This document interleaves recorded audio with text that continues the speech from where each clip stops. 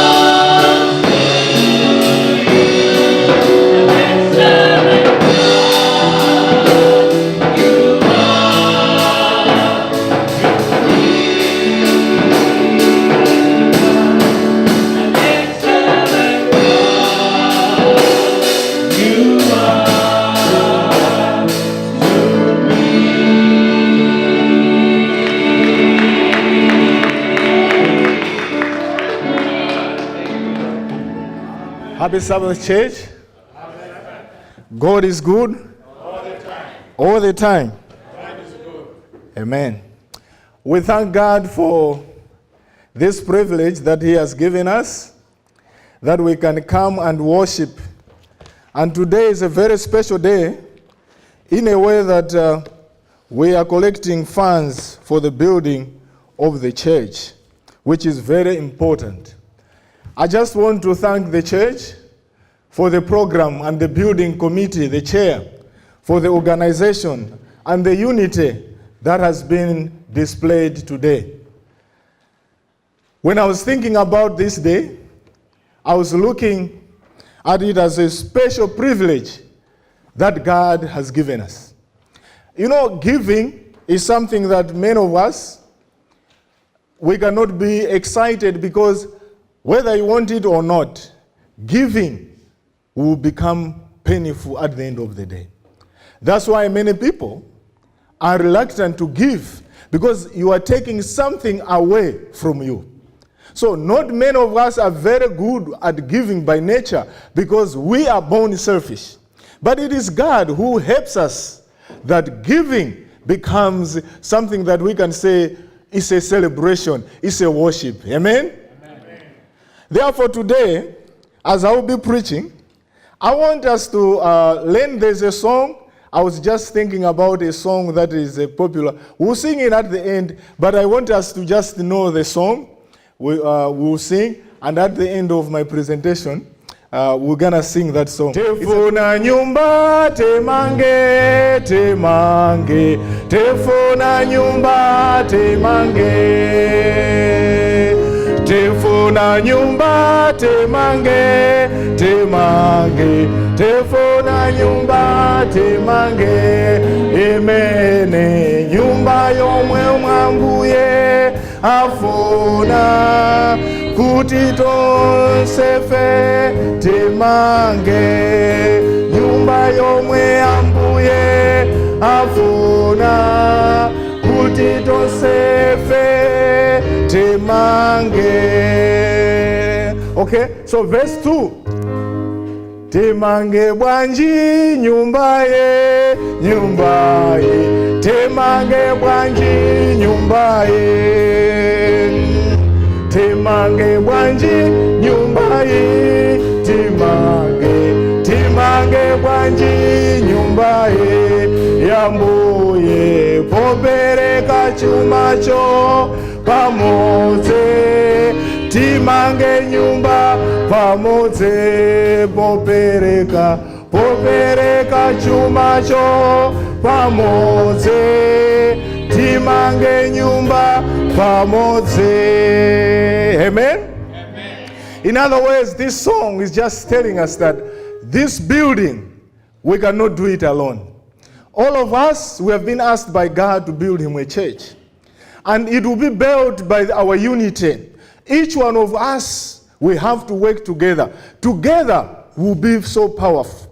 That's the reason why they say, united we stand, divided we what? Fall. We fall.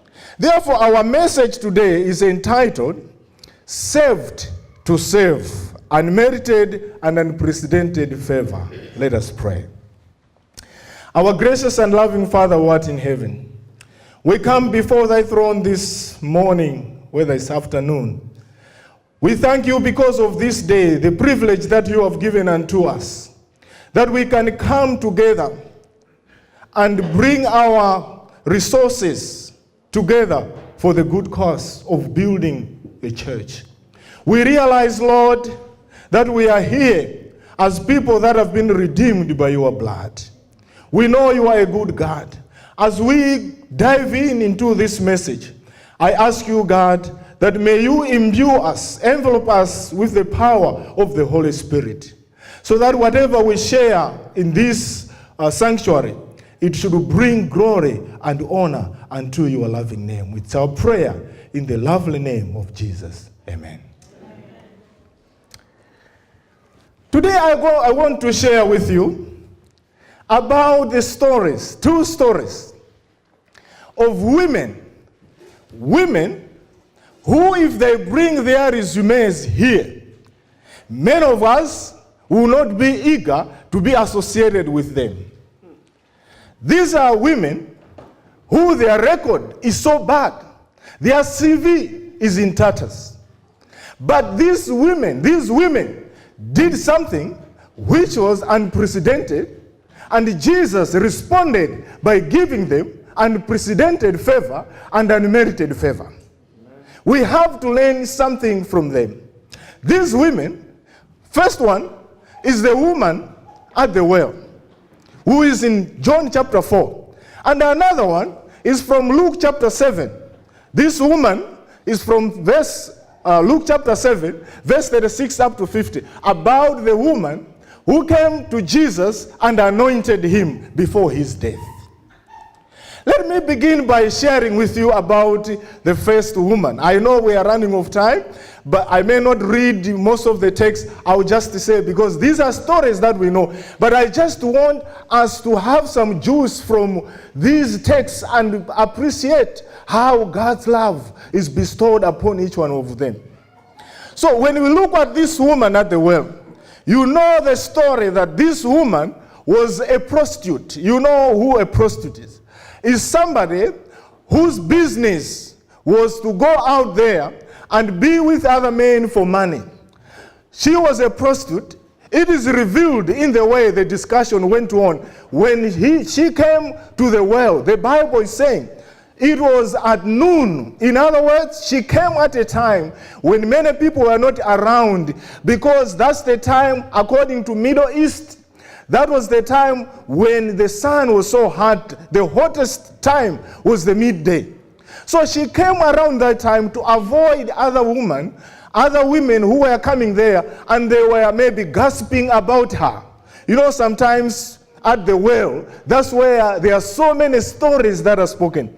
In back home, if you go to the well, if you go to the maybe to the hospital, when there are so many people talk a lot of things. But the well, especially those in the village, where you may have a line, a huge number of women either washing or what, stories about each and every family are discussed at the well. So this woman comes there, and behold, she finds that there was a man who was sitting on the rock. At this particular time, Jesus has sent his disciples to go into Samaria to buy food. And Jesus is left alone, and this woman comes at this particular moment. And the story is told that Jesus wants to talk to this woman. And to start the story, she says, please, can you give me the water? And the woman responds and says, no. You are a Jew and I'm a Samaritan. You know, Jews and Samaritans are not together.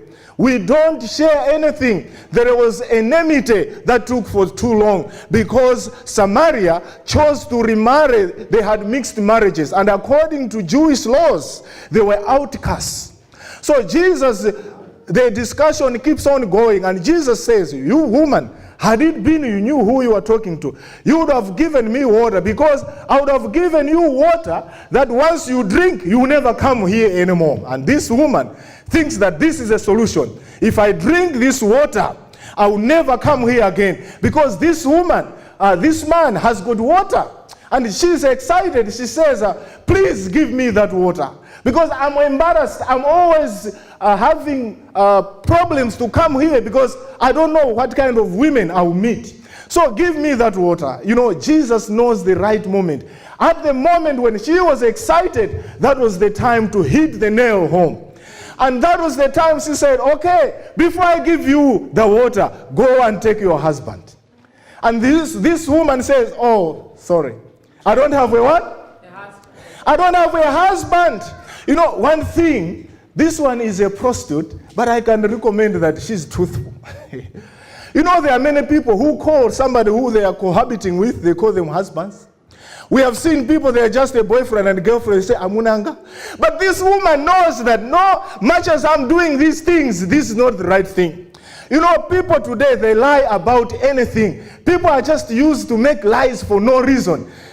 we are living in a time of social network. You find people post statuses, and you find somebody is married, but the status is single. And you ask them, why are you doing all this? You are married, you are single. And others, they're just saying status, marital status, complicated. You ask them, what is complicated? People post a lot of things. People are just home sleeping. They are sleeping. They will post that now I've just checked in Chicago airport, flying to Washington, D.C. You call them and say, hey, where are you? I'm home. But on the status, people lie for many things. And sometimes you wonder, why are they lying? But at least this woman, I can see this woman, she's saying, I don't have a husband. And Jesus said, you are right. Because the man that you are having is not your eligible husband. That man that you have is a 60th husband. You have had 5 men before, and this one is now the 61st. After she was told that, the woman couldn't believe that she never told this man about the story, but now she's saying it. Then finally, Jesus had an opportunity to witness to this woman. And this woman received unprecedented favor. Jesus forgave her sins. And this woman immediately, she was the first evangelist to take the gospel into Samaria. Amen? You don't have to, there are many people, if they are given a chance to preach after conversion, they'll be like, oh, if I stand there, people will be digging my history. I would rather be a low profile other than standing over there. But this woman, because she received unprecedented favor, she did something unprecedented. She went to 2 men and preached about them and said, come and see the man. One thing that this woman did was that after she received the unmerited favor, why am I saying unmerited? According to her practice, she wasn't supposed to carry the gospel. According to her history, the history was still condemning her. But this woman, after receiving the power from God, after being forgiven by God, she forgot everything that she did. After forgetting everything she did, she was there as the messenger. And we are told, after these people came, they invited Jesus. And Jesus went into Samaria and preached the gospel. One thing that I see is that when we preach the gospel, we don't have to worry about the results. We just have to say it. Amen? Amen. Many of us are afraid to preach, maybe because we are worried that when we preach the gospel, people will not understand. But this woman was there to preach the gospel. You see, one thing that worries me.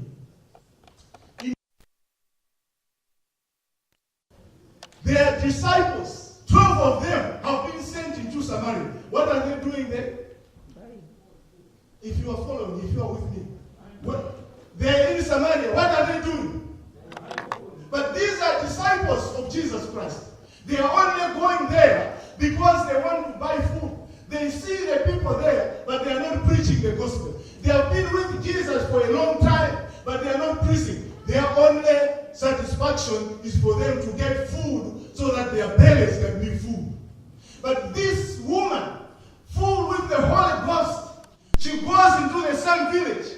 Instead of carrying even her water, she was thirsty. For her to get the water, to come and get the water, she needed the water. She forgot all her needs, but only wanted to fulfill the desire of Jesus Christ. Amen? Do you know that many of us today, the problems that we have, when we accept Jesus Christ, we don't forget ourselves. When we have Christ, you have to forget yourself, your life, and only be concerned about Jesus. Amen. This is the reason why many of us, when we are giving, when they are making pledges, we haven't forgotten ourselves. We are thinking about our rent. We are thinking about our school. We are thinking about everything. That's the reason why our giving may never be responsive as it was with this woman. This woman had to forget her pot. This woman had to forget the agenda that she had. I will say, when you have Christ, you respond in a way that people will be surprised. This woman found Jesus and she responded immediately. And her desire was to fulfill what Jesus wanted her to do. Is it your desire? After you received Christ, what things have you forgotten? Are you still worried about tomorrow? Because tomorrow will never come. That's the reason why many of us fail to do good things, because we are like, oh, no. If I give this, I may not reach tomorrow. I may not do this. But we have forgotten that it is God who makes things possible. Amen. You know, people who have found unprecedented favor or who have unmerited favor, they have no time to complain about tomorrow, because they know they live day by day by Christ. Amen. You know, money, we may have money, but one day this money will be nothing. We'll always be crying Christ. We always want to have Christ. Another similar story is about the second woman, which I want to share with you. This woman, we are told that she was a prostitute. You know, there are some people who are just rude. They were just born to be rude. Okay, have you ever been invited to a party where you have been invited, they send you a card, and say, come to the party. And you go to the party, you find that the first thing you are saying, you say, oh, bear with us. When somebody at the party starts saying, bear with us, what is it? They start apologizing. Oh, bear with us. We don't have enough chairs. But they were the ones who are inviting people, sending cards, but they are apologizing. We don't have enough chairs. You say, okay, maybe this is the first one. Then later on, the food is coming. You are going to get the plate, and they say, oh, please, bear with us. We don't have enough place. Can we share? Okay, I'm not talking about America. So maybe in America it may not happen. But you have seen people apologize for everything that they invited somebody. It is not good, brethren, to invite somebody for dinner when you are not ready. Don't invite us. Come for dinner. Then we come at your table. It looks so miserable. That is not right. It's rude. If you invite us for a dinner, be prepared. Because you have invited us. But if we just pop up, give us whatever you have. Because we didn't make an appointment. But Jesus is going to a party.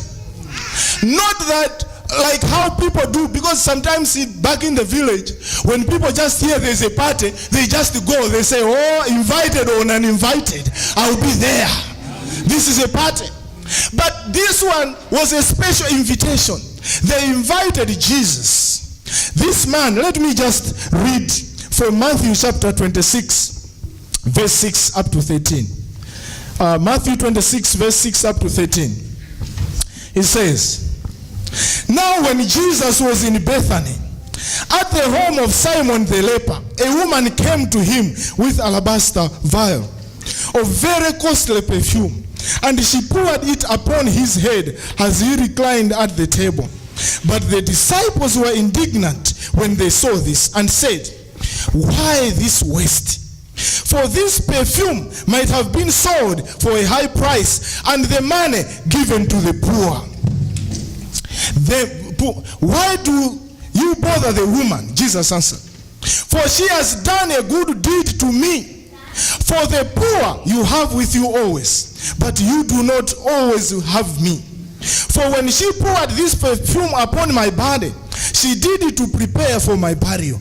Truly I say to you, wherever this gospel is preached in the whole world, what this woman has done shall be spoken of in memory of her. Hallelujah. The story is like this. There was this man who is known as Simon. In other versions they say Simon the leper. But this one was a Pharisee. And this Pharisee hosted a party. And one of the invitees was Jesus. And Jesus came with his disciples. And when they came, normal custom was that when we invite a guest was supposed to be hugged, to be kissed, and also you were supposed to wash his feet. But it looks like there was partiality.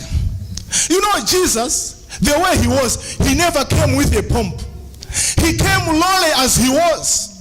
Other people, when they were coming, you could see maybe the way they were wearing, because people were known by their statuses, the ring they were wearing, the type of clothes they were wearing. So Jesus, who was dressed like his fellow disciples, when he was coming, he was just received as a mere guest. You know what it means when you are going to a party, those who have got names and those who don't have names. If you are in Malawi and you went to a party and behind your chair there was your name, you must be somebody. Amen. Some of you have never been invited and you find your name at the back. They just say there are chairs there, help yourself. But your friends, their chair, it will have a sticker with their name. Honorable so-so, Mr. so-so. Because in that society, they are noble men or they are rich people, people with good names. But Jesus, he's just a wanderer. And he is not accepted. You know, the first thing, you invite Jesus, but you don't recognize him. So Jesus is there. And they say according to the custom, when I was reading this, I was reminded my childhood. Because they say when they were having a party, people would be invited and they would go in the room. It may be a tent outside, but they will go there and recline. And they will be assisted, being washed hands. So people would come. Have you ever gone to watch people eat? Maybe you were born in a time when you didn't have a chance, like a child like me, who at times will find people eating, and as kids will just come there and see them eat. And count 1, 2, 3. 1, 2, 3. When you are not eating. So they say the custom was like, poor people, when you have a party, they were allowed to come and stand around with an expectation that if food remains, they can get it. So people were coming there to watch others eat. So amongst them, that's where Mary was. My Soko, you are saying, but you were a child like me. Wherefore a chicken to be slaughtered, a visitor must come.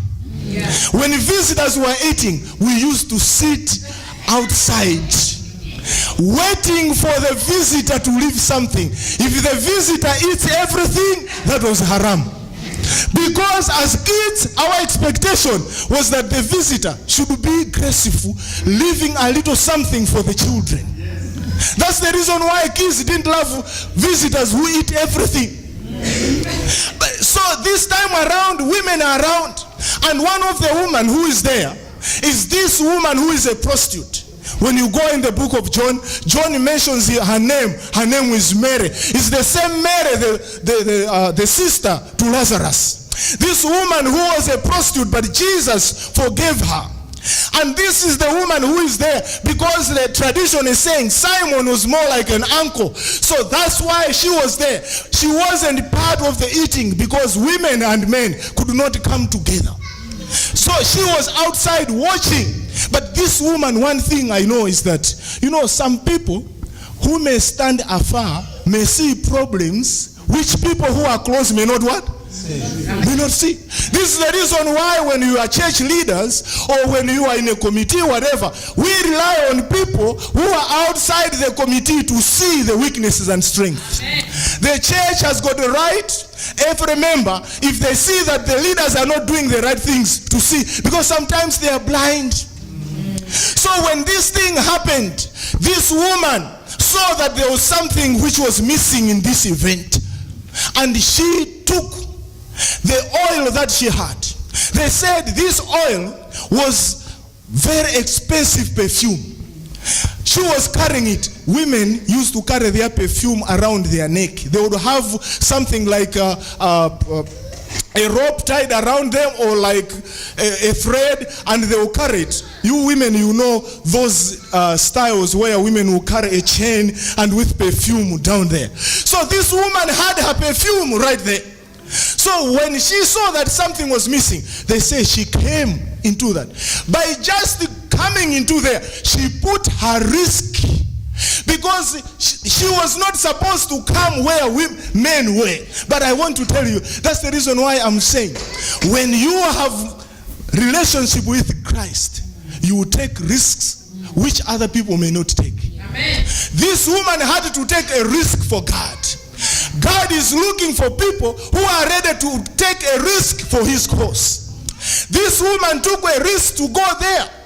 And when she took the risk, they said she went there and she broke the alabaster box. They said the perfume was not the cheaper perfume we get $1 from Family Dollar.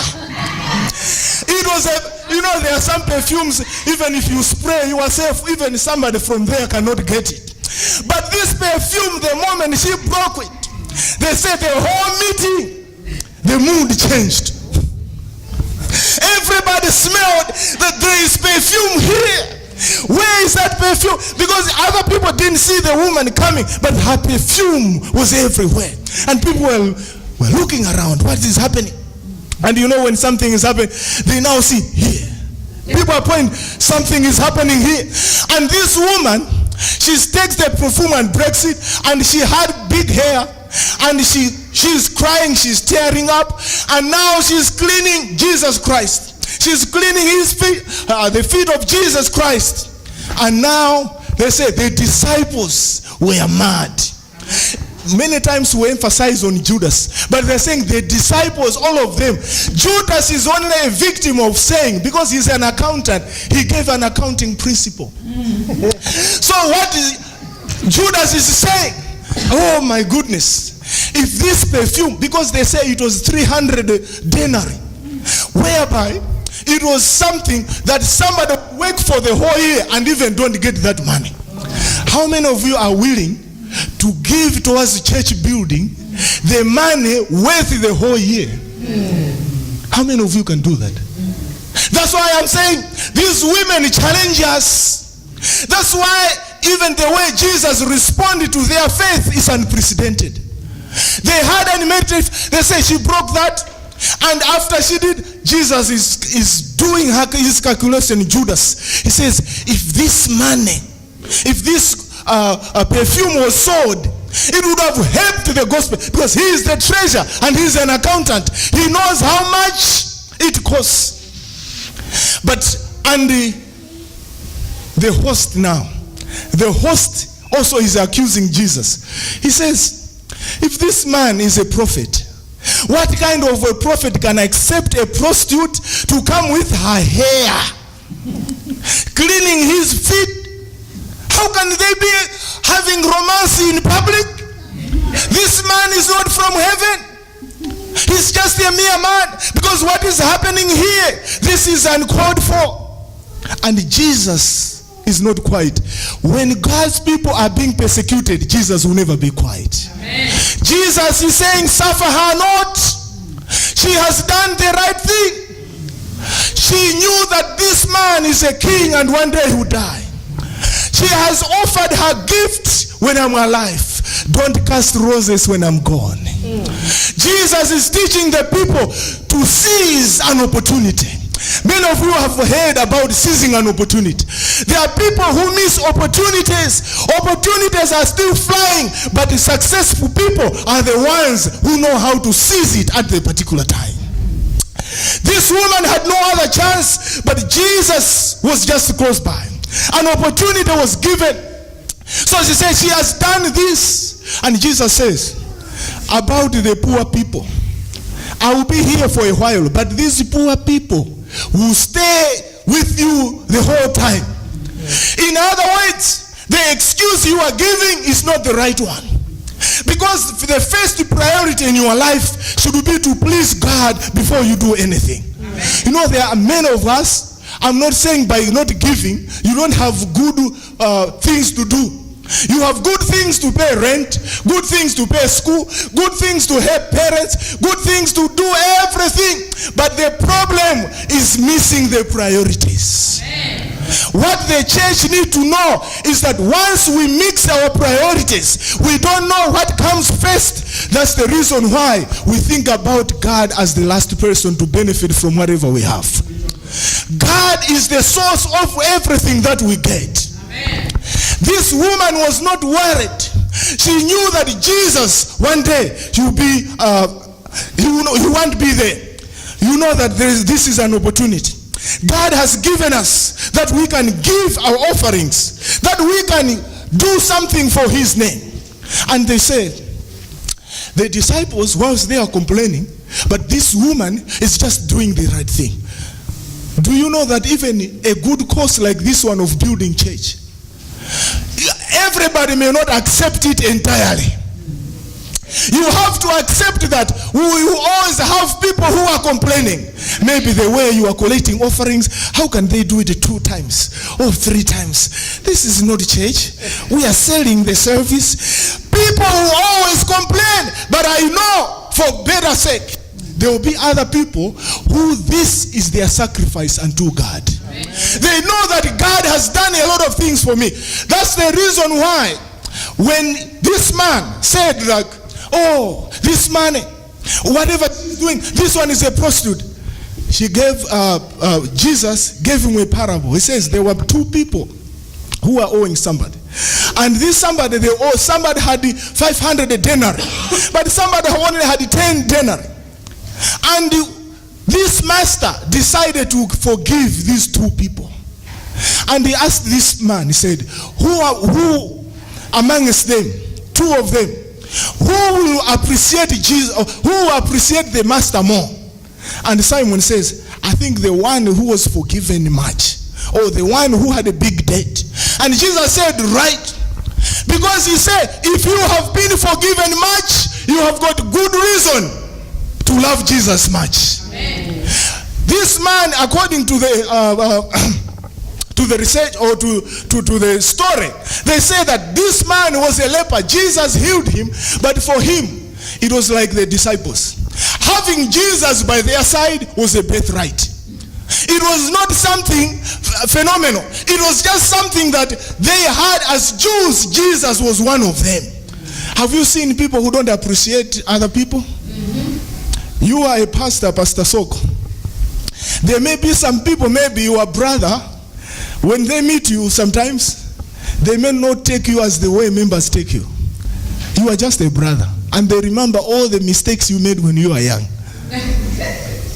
But there will be other people who highly respect you, maybe because of what you did. So we see this now, that this man, he says that if you are forgiven much, when I read about that, I was looking at it. If we do mathematics, if every sin, God was charging us maybe $2 per sin, every year, by the end of the year, what would have been our bill? You lie here, American life, you lie here, you lie here, you lie here. The count is still computing, still computing. By the end of the year, how much? How much? How many of us would manage to pay? But I want to tell you, that's the grace of God. God wants, she said, after she gave, and she saw the spirit of giving, Jesus said, your sins have been what? Forgiven. If you give your offerings in faith, God will respond with unmerited favor. You are not buying the favor. You are not paying for it, because he paid it all at the cross. This is the reason why I'm pleading with Mishiana Malawi Church. As we are building this church of God, these 2 stories of women who had a bad record, but because of their attitude towards Christ, they received unmerited favor. Many of us today, we stand accused because we have failed in many ways. Jesus is opening up a new chapter. We can correct. Jesus today is saying, you don't have to pay me, I've forgiven you. But one thing you have to do for me, give towards my building so that I can be amongst you. Amen. Will you be like Simon, finding excuses? Will you be like the disciples maybe? Or you will be like this woman who gave everything that she had? I want to plead with you. For me, I feel like it is a high time for us to thank God for what he has done for us. I want us to sing that song we had. If you feel that, Lord, I'm a sinner, I've sinned. But I ask you, Lord, forgive. And I want to thank you for the grace that you have given me. If you have got something that you want to give, I'll have a plate over here. If you think, I just want to say, thank you, God, for the grace. I've sinned before you, but you have kept me safe. This offering, I'm not forcing you.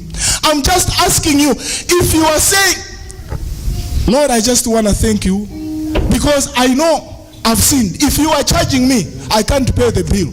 But your grace, your unmerited favor, I want to ask you, Lord, that you forgive me. I just want to thank you.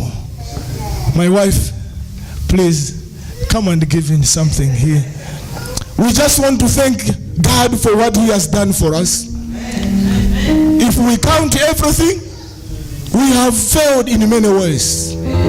But we just want to praise God that despite our failings, God has kept us safe. If you feel like you want to say, thank you, God, this offering you are giving now is just saying, thank you, God. This little thing that I have, may it build your work of God.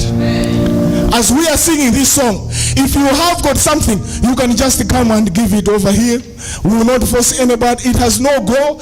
Anything that you have, because they say God will give us an opportunity. Each one of us has been blessed according to what we have. So what you have, if you give it by faith, God is going to bless you.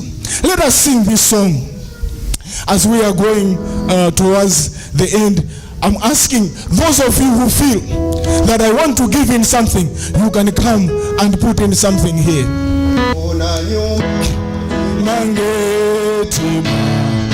Tufuna nyumba timange,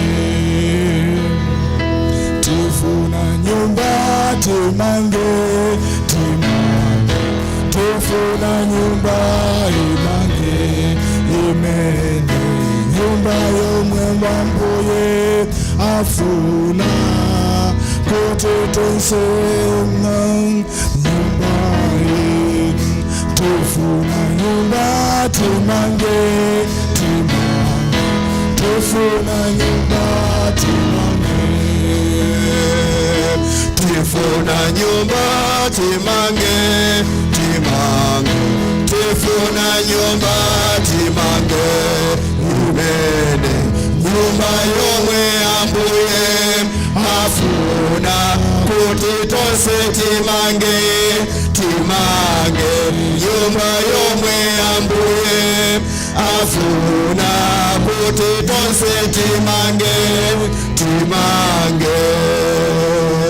Young people, whether you have $1, whether you have a little coin, whether you have, God will accept it, because God looks at your heart, the way you have dedicated yourself. As we are singing the last verse, if you feel like you want to thank God for something, please come and give your offering.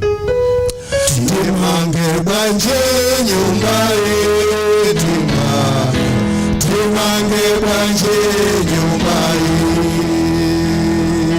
timange banje nyumba ye, timange banje nyumba ye, yambuye popereka chumacho pamodzi, timange nyumba ye, pamosi popereka chumacho pamosi, timange nyumba ye, pamosi. Amen. I want to thank God. I know many of you maybe may not have something to give in here, but you have had an opportunity, or you have an opportunity to thank God for a good cause of building the church.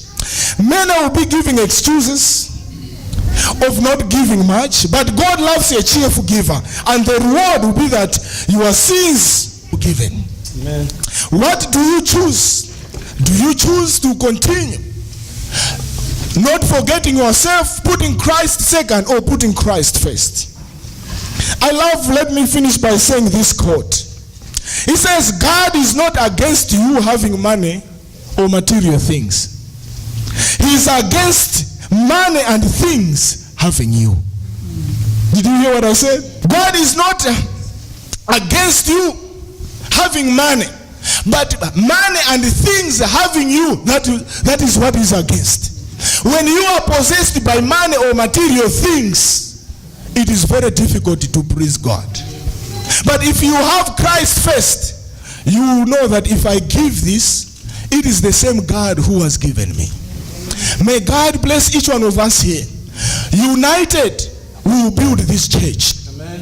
And I know this church, this is the reason why at a day like this, you see that there are so many regular members who are here.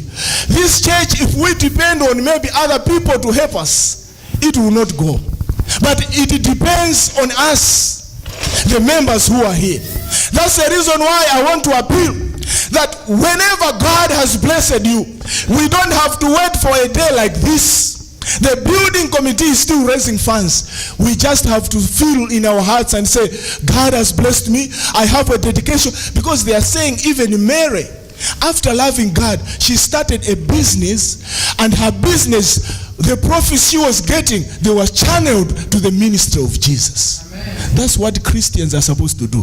When you find a new job, when you find a pay raise, just know that God is raising you so that you can raise the payment for the building of the church. May God bless you. May God help us to be together as we build the church of God. Amen.